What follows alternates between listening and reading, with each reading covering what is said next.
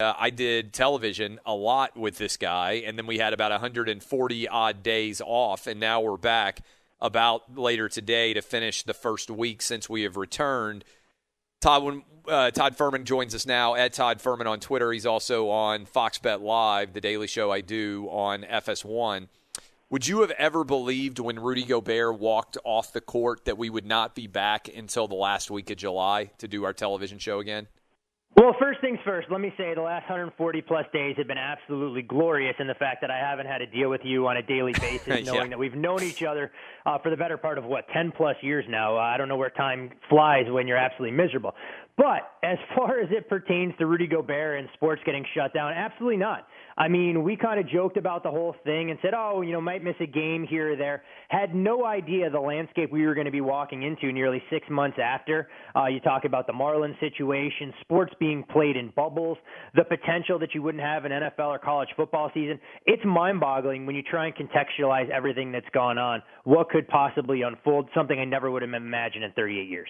So one of the things I've been talking about is the NBA, I think, looks better than any other league so far in terms of team sport anyway, in terms of on the court. It doesn't feel that much different, right? At least to me. I mean, the optics may be different with the jerseys, and obviously in your head, hey, this is not a normal NBA arena, but it looks normal. What doesn't feel normal is for what we do, how in the world do you assess what kind of value there is in looking at these games? Like, right, with no home ice advantage, no home court advantage, can you think of anything like this in your gambling career? Well, one thing I do want to give credit. You're spot on with the NBA and how it's presented visually last night when we finally got to see it in all of its glory. I think the NHL, watching some of the exhibition games as well, the camera angles they're experimenting with, they've taken a lead from what we saw in European domestic soccer leagues with tarps, advertising, and everything else. I'm kind of surprised that Major League Baseball hasn't done something similar because as funny as it is to see cardboard cutouts, seeing the optics of empty seats just reminds you the world we're living in right now. But as far as handicapping is concerned, no. I mean, you're working off of a baseline power number, backing out home field advantage, building in a little bit of public perception as much as anything else. And I'm as curious as anybody to see how odds makers are going to adjust throughout the course of a best-of-5 qualifying round in the NHL, ultimately a best-of-7 in the NBA as well, moving numbers from game to game. Typically, point spreads will move based on the situation if a team's down 3-0 or you're talking about home and road. But it doesn't move based on just what you're seeing on the court. So let's see. If books believe that the number between the Celtics and Bucks should be 4.5, 5, will we see them hang the same number every single game until things play out? So it's a variable in handicapping that I don't think any of us have ever been faced with. Ultimately, I'm hoping it creates some opportunity. So you mentioned hockey. You've paid more attention to hockey than I have. It comes back tomorrow. What should viewers who haven't put it on at all but might see it flipping around on the television expect to see there? Well, I think, from a handicapping standpoint, you get a lot of the marquee players that were nicked up coming back. The one thing different in the NHL versus the NBA, these players had one tune-up game to get themselves ready for, in some cases, the 5 and through 12 seeds playing a best-of-5 qualification round.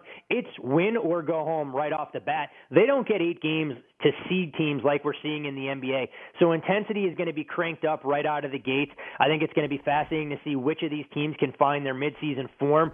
Playing goalie myself, having, almost 5 months of layoff time and going into playoff type atmospheres, conditioning is going to be a big part as well as soft tissue injuries.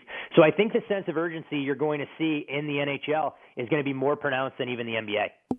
Todd, we don't know what's going to happen with the NFL or with college football. I know you desperately want both to be back. I want it to be back. Feel good about the NFL. College football, still a lot of moving parts. I still think they'll at least attempt to play the season.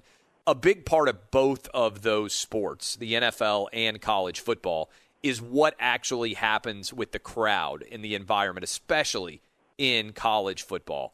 How do you assess what the value might be if it's a totally, basically neutral site games all season in both college football and the NFL?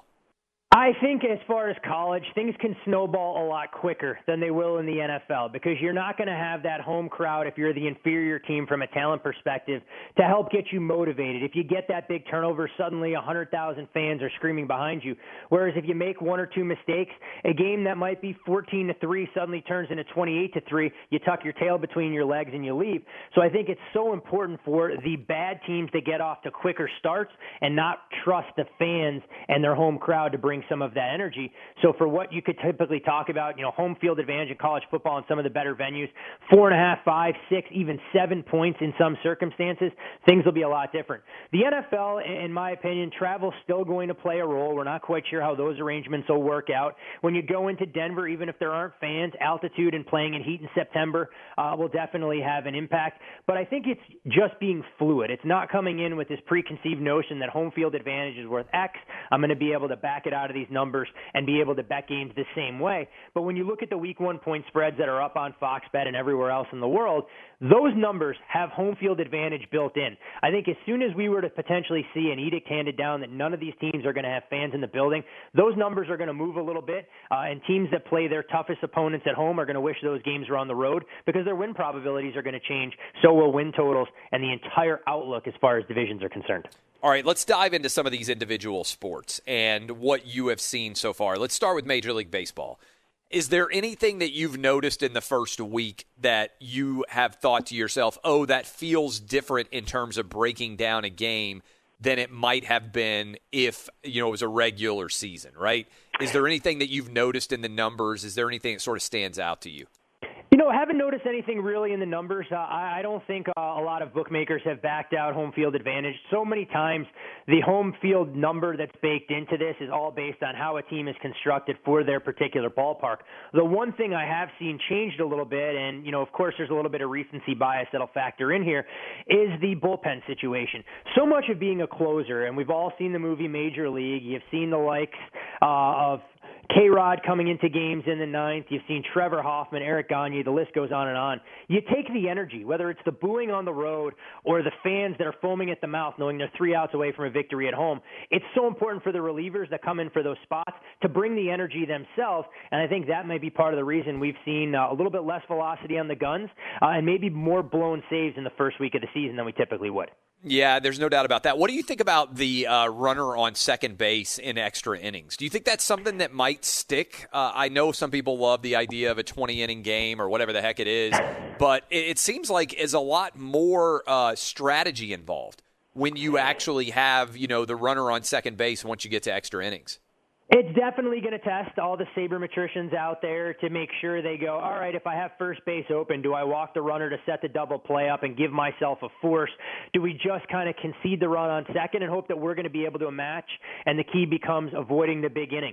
I think in a season like this, it's a great idea because you don't see bullpens get taxed. I mean, earlier this week, we saw the Dodgers and Astros play what will be defined as a marathon by 2020 standards, and the Dodgers had to use 8 relievers for a shade under 10 innings.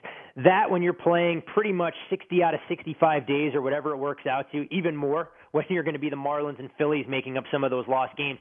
You want to make sure that the product is the best, and I think the league announcing that they're going to go to 7 innings games as part of a doubleheader beginning August 1st is a way that they can conserve arms, starting pitching, and the bullpen, and they can keep players from milling around because I think the more time they spend together, whether it's in the clubhouse or on the field or anything else, just kind of alleviate that and mean that if you're going to get 2 games in, we're talking about 14 instead of 18. All right. I don't know much about the NHL. We make fun of that sometimes on the television show. You, as you mentioned earlier, played hockey. How would you assess what's going to be going on with the NHL? And for people out there who, frankly, I bet a huge part of my audience doesn't even necessarily know, they're in Canada. They're in 2 different locations, basically bubble-like in Canada. What is going on there? Yeah, bubble situations being created, a little bit more freedom for the hockey players, given the fact that both Edmonton and Toronto have had a little bit better luck in terms of dealing with the pandemic situation, so they won't quite be contained to one resort like the NBA players are, individual team hotels, and not to get bogged down in some of the specifics. But what the NHL is going to do is they're going to have the top 4 teams in both the Eastern and Western Conference are going to play a round-robin format. The team that finishes atop there will be playing for seeding, and those 4 teams in each conference are already into what we're going to call the playoffs.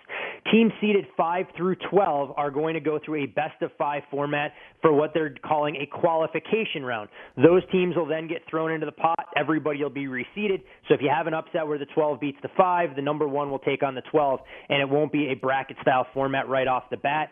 The other thing about it, when you look at the way the NHL is going to stagger it, if you're not a hockey fan now, you're going to be a hockey fan with games starting as early as 11 o'clock Central, and you may have games going till 1 o'clock in the morning as they're going to try and alternate venues from Toronto to Edmonton, and it could have that U.S. Open type feel, whereas if you have a game go to triple overtime earlier in the day, you can't create an extra sheet of ice, so you may have puck drop that starts significantly later, and I really think we're going to be treated to one of the best products as far as these teams and the resumption of leagues are concerned.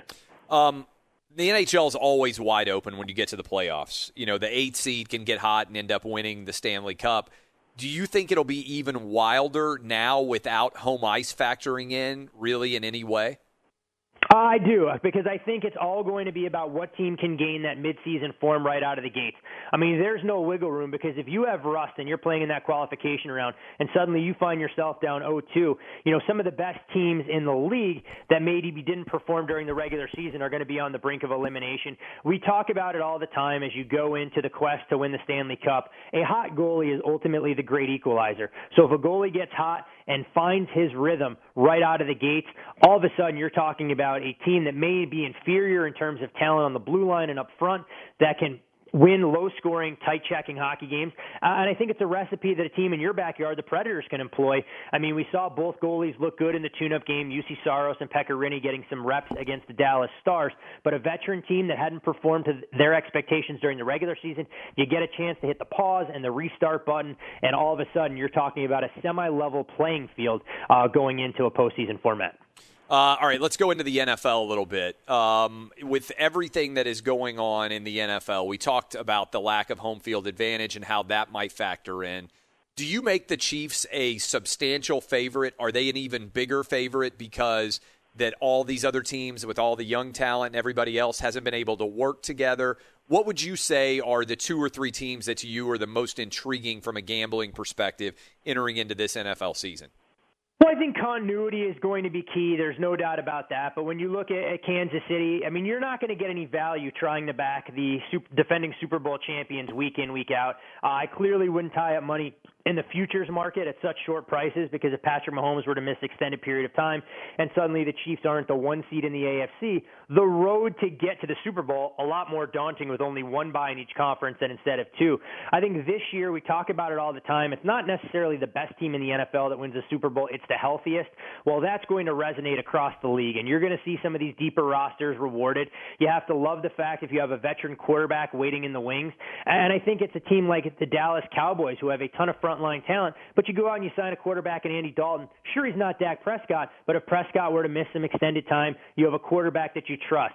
I don't think the Bears feel that way about Nick Foles and Mitchell Trubisky. I don't think there are a lot of teams in the league that feel that way. But suddenly the Saints look like geniuses, giving Jameis Winston a $1 million deal. My guy, that he can fill in if Drew Brees were to miss time. And I think the deepest rosters in the league will be rewarded more so than the team that can put its best 22 on the field week in, week out. Yeah, you want to tell everybody that you picked Jameis Winston to be the MVP before he was unceremoniously let go by the Bucs. I do have Jameis Winston to be the MVP, and who knew? I mean, when you looked at the way things were going for Drew Brees, if he was forced into early retirement, suddenly having Jameis with a Sean Payton-led offense was going to look like a pretty good bet. But little to say right now, I don't like my ticket on Jameis Winston. There are a few circumstances beyond his control that are going to have to unfold if he is going to win the MVP and go from the outhouse to the penthouse. What about Brady and the Bucs? I think I've said before on this show that if I had to only pick one team to follow, I could watch only one team for 16 games this year other than the team that I have season tickets for, the Tennessee Titans. I would pick the Bucs. Which team would you pick, and how would you assess the Bucs going forward? There's no doubt they're the most interesting team. When you look at Tom Brady changing addresses, working with an offense that's arguably going to have the most skill position talent that he's ever had at his disposal, but it's an organization that doesn't have a history of winning. And while I have a lot of respect for Bruce Arians, I like what Todd Bowles brings defensively, I'm curious to see how things play out, especially if everybody doesn't buy into the culture that Tom Brady expects. For me, if I'm going to pick one team, and this is going to sound a little bit ridiculous, I think the Arizona Cardinals are going to be a fun watch week in, week out. I think what Kyler Murray brings to the table in year 2 in Cliff Kingsbury's offense, along with DeAndre Hopkins, Christian Kirk, and some of their other receivers, they're not going to play a lot of defense, and this is going to feel very similar to Texas Tech-style football. It's just going to unfold in the NFC West. Good stuff as always. You can watch us later today on Fox Bet Live, 4 o'clock Eastern, 3 o'clock Central, 2 o'clock Mountain, 1 o'clock Pacific.